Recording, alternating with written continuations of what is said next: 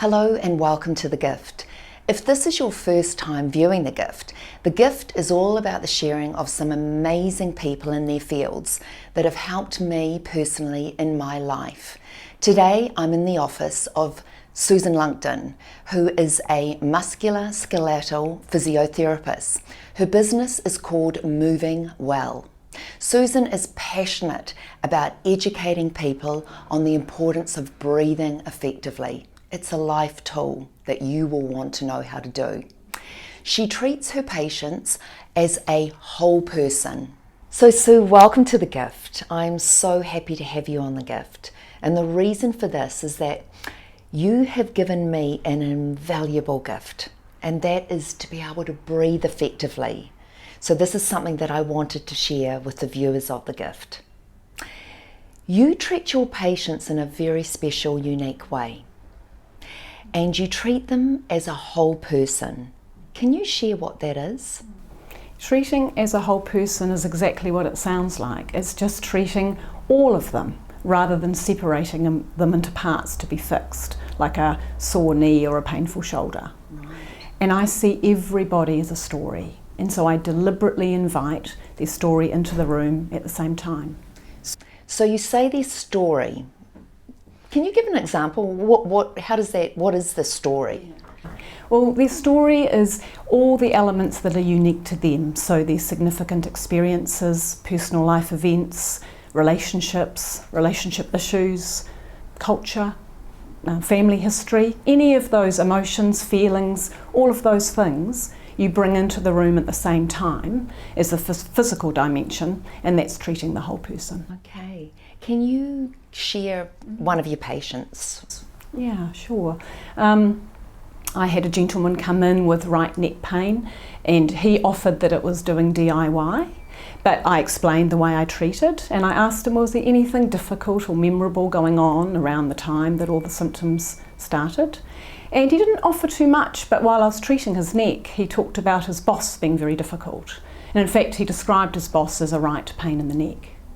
So that's the sort of thing I'm talking about, that spontaneous language that sort of emerges, which is often really connected to the symptoms that they come in with. Right.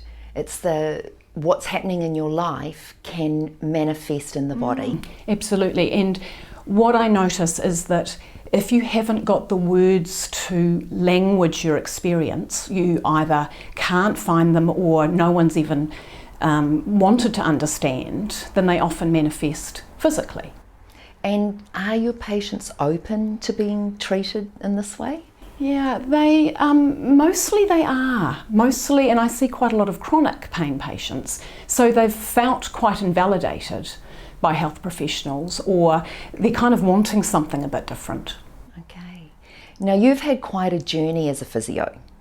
I have. You have, because you didn't start off treating your patients this way at the beginning. Like, it's been a journey. Can you share, why did you want to become a physio? As a really little girl, I used to massage my family members. So I just had this intuitive belief that touch was healing. And I probably had a desire to care and connect with people. And so that's kind of how I got into physiotherapy.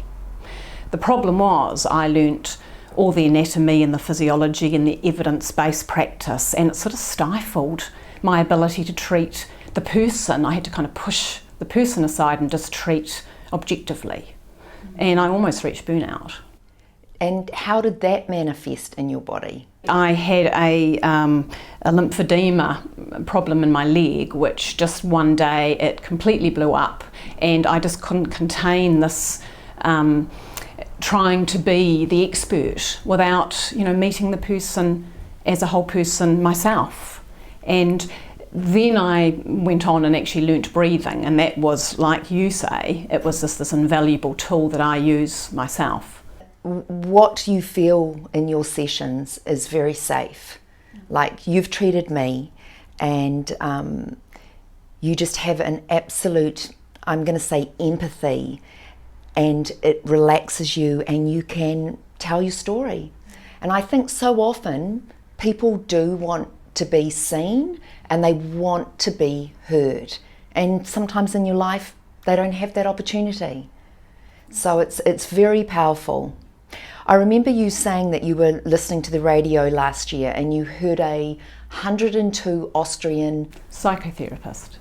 What was she talking about? I think she was talking about how she was still working at 102. Incredible. And she said she just tried to listen to the layers, the deeper layers in the story, and tried to understand them. And yeah, it just made me feel that's actually what whole person healthcare is all about.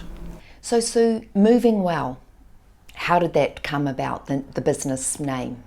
I wanted something that was simple but sustainable and represented the connection between movement and wellness.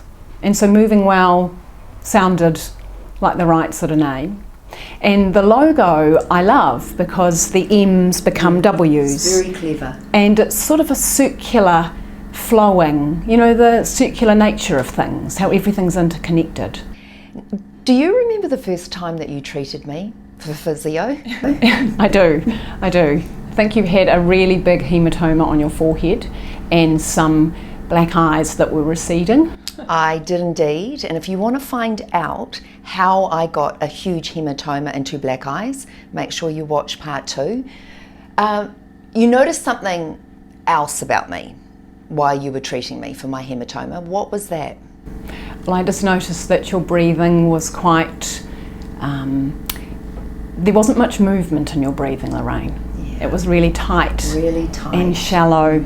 And I had no idea what you were talking about because I thought that I was breathing normally. But here's the thing.